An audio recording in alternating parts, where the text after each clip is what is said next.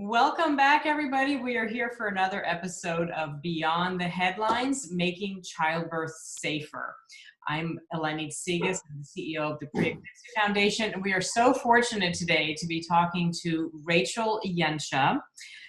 Rachel has the dubious distinction of being another one of our 1 in 50,000 moms who has suffered a near miss. We're talking to her today at her home in Cleveland, Ohio. And Rachel, thank you so much for joining us. It's really a testament to your courage and bravery to come out with your story, and in a way that's really going to be useful for other people as well, and hopefully for you too. Well, thank you. It's my pleasure. I'm really happy to be able to talk to you. So let's talk a little bit about your story. We're not necessarily going to recount every aspect of it. We are going to include a link to the story on this video. But let's talk about a couple things that you mentioned in it. One of the things was you felt that people were missing important signals that something was going wrong. What were some of those signals, and what did you feel was going wrong? What did you know that maybe everyone around you wasn't tuning into? To be honest, I feel like when I was diagnosed initially with preeclampsia, which was around 37 weeks, I really got the impression it was no big deal. I was seeing a team of midwives here in my hometown, and I've been seeing them for my,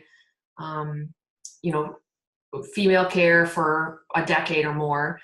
I felt really, I really trusted them. I really felt like they had my best interests at heart. And I believe they did, but I feel like for whatever reason, I just they didn't convey to me the seriousness of the preeclampsia diagnosis. And I didn't really understand it myself because they made it seem like, okay, you're showing. Each week that passed by, my blood pressure got a little higher. I had protein in my urine that got a little higher. I was swelling. And again, being a midwife practice, they really are geared towards whatever the patient wants. So I wanted to try for a natural childbirth, and they were really great about that. But I think to my detriment was that they maybe didn't treat my situation with the preeclampsia diagnosis and then increasing blood pressure, increasing protein. I don't think they really treated it maybe with as much urgency as they should have. And actually on my due date, so right at 40 weeks, I went in for my checkup and my blood pressure was pretty high. They sent me over to the hospital to be monitored for about 2 hours, and it never really went down.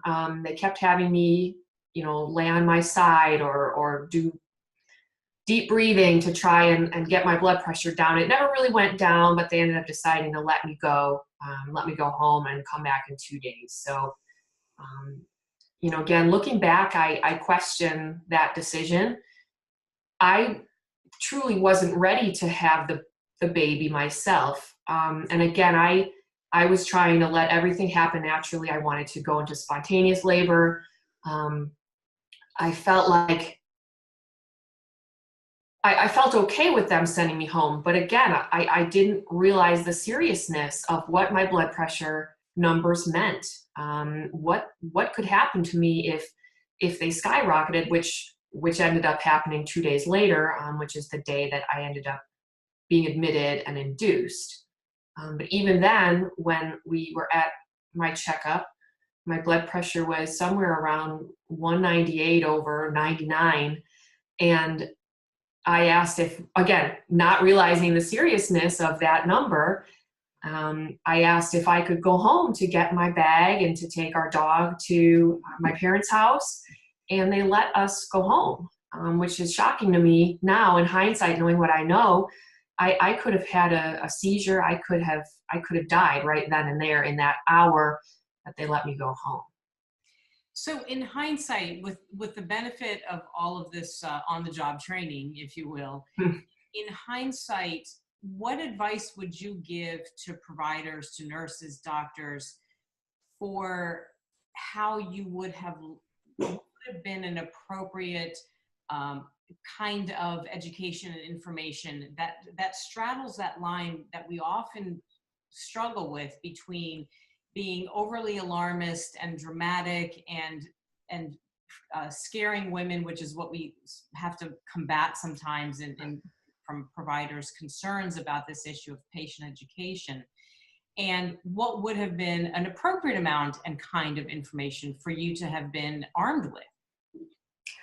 I feel like if I could do it all over, I would have wanted my providers, the midwives, the nurses, to just give it to me straight. I think they were trying to straddle the line between letting me have the birth and the labor that I wanted or that I envisioned, and then dealing with this diagnosis of preeclampsia, and then about halfway through my labor, HELLP syndrome.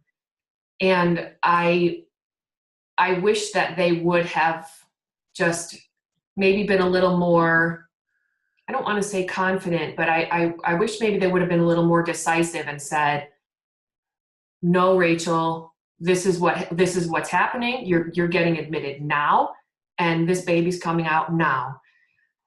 Rather than let it go, 2 days from when from my due date, letting me go home, my blood pressure skyrockets, and then they even let me deliver vaginally. And so I labored for about 18 hours after my water broke. And even that is a little shocking to me, that I was not whisked back immediately for a C-section as soon as I got that HELLP diagnosis, because from my understanding now of HELLP and how dangerous it is, there's no way they should have let me continue to labor for 8 more hours. Yeah, things can go wrong very quickly. Exactly. When it comes to HELLP syndrome. So, so similarly, let's flip the Rachel advice to other women, and looking back at yourself and what you might advise your fellow women who might be in a situation like this. What should we do to advocate for ourselves? What do you, if you could have gone back and said, I wish I had done or said this, what would have helped you be empowered to advocate for yourself in that situation? I think, honestly, I just had an innate sense of trust with my providers. And I am not by any means suggesting that we should not trust our nurses and our doctors and our midwives.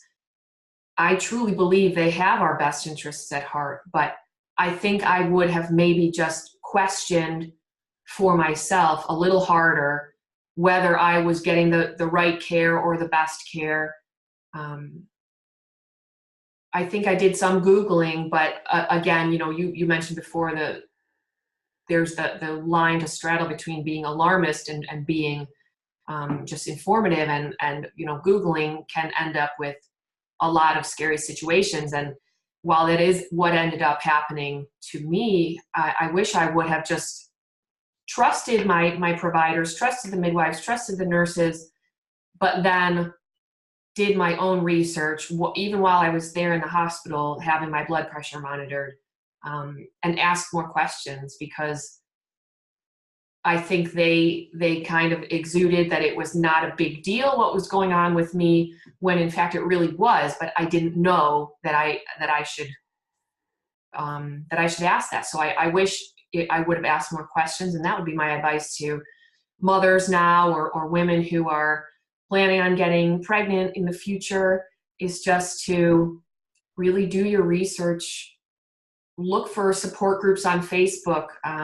Once you get a diagnosis, if I had gone out to Facebook and found the preeclampsia support groups that I'm in now, I would have learned so much, and I feel like I would have had a different outcome, because I would have known to question things, to take myself back to the hospital, to go to the emergency room, that sort of thing. So that would be my advice to other women, is to just ask a lot of questions. And even if you're just have the tiniest bit of uncertainty about something, just ask, keep asking.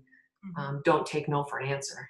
Well, and it also sounds like, speaking of trust, and you alluded to this a second ago, is we're really also asking our providers to trust us as women, that we can handle the truth. Right. And we can handle information that then we can act upon. And it doesn't have to be done as a doomsday scenario. It can be done as sound, solid information that can guide our behavior. Because pregnancy, you know, I often say, pregnancy isn't a car accident where you show up completely unprepared. We've been pregnant. We've gone through prenatal care. We have an opportunity to get information in a really smart way, and trust us as women then to incorporate that head knowledge with that intuitive sense of, we know our bodies, and come together with the complete picture. And it sounds like that's part of what you're trying to get at as well. Absolutely. Absolutely. So you've been very brave in stepping forwards to coming out public with your story. What kind of impact has that had? So it's interesting because my daughter is 3 now, and for the first 2 years of her life, I told no one at work what had happened to me. My friends and family knew, but you know, my general acquaintances, my expanded circle of friends did not know. And the reason that they didn't know was because I was still so traumatized from what had happened that I couldn't talk about it, and I couldn't stand for people to even ask me questions. I was afraid at work to tell people, because I didn't want it to become a rumor mill, like, did you hear what happened to Rachel? And then have people talking about me or ask me what had happened. I just didn't feel prepared for that. And it wasn't until the past year or so that I started to kind of come to terms with what had happened. And it almost became a bit of therapy for me to tell my story to people that didn't know it.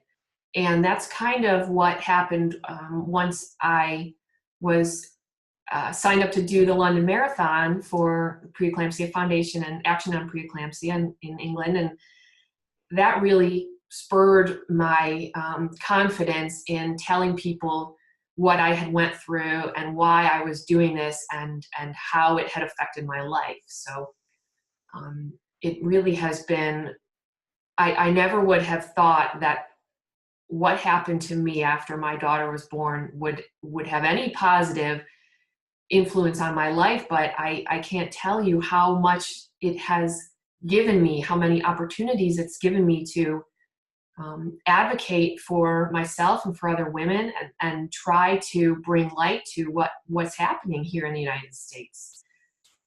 It's been really amazing. Are there any interesting stories or interactions you've had with other women, with healthcare providers, with anybody that you'd like to share with us? I think once people know what happened to me, it kind of opens their eyes. And I had that experience with several coworkers. A lot of people in the U.S. just don't realize that this is happening to women in our country. It's pretty shocking that it is happening, but it is. And I think a lot of people just don't realize it, because how many babies are born in the United States every year, every day. And most people don't know someone that's maybe experienced a traumatic birth or something like that. And so what I feel like my biggest impact is being just spreading the awareness with people, normal people that are mothers themselves, or have wives or partners that have kids or think about having kids. And again, I'm trying to be alarmist, but I just try and use this opportunity to kind of share my story and share, that these things can happen, and it probably won't happen to you, but you should still be prepared and ready just in case you are that one person, that statistic, you're the one out of 50,000. It's better to be prepared and have your family prepared. Yeah, absolutely. And Rachel, you're a living example of why we at the Preeclampsia Foundation believe so strongly in equipping advocates. I mean, we don't maybe think of ourselves coming out of our childbirth experiences as having this new label, right? I'm an advocate or I'm a champion for change. But that's exactly why we are producing the summit that's happening this coming October, to encourage women who maybe are straddling the fence and trying to figure out, like, how can I turn this horrible thing that happened to me into a catalyst for change? And whether I change and save one other woman's life, or whether I encourage an entire hospital system to change practices, or I shake up one healthcare provider and she looks at her patients differently than she used to. Any number of ways that we can really be advocates and champions for change. And so I just really want to thank you, because you have stepped out of your own shadow into the light, and that has had tremendous impact. So thank you so much. Thanks so much for being one of our champions for change, and thanks so much for spending time with us today. Thank you so much. It's my pleasure. Alrighty.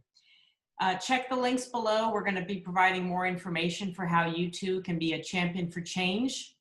Lots of ways, all the way from telling your story, storytelling with a purpose, to getting involved in some important legislative activities, to working with your local hospital. There are lots of ways that all of us can be champions for change.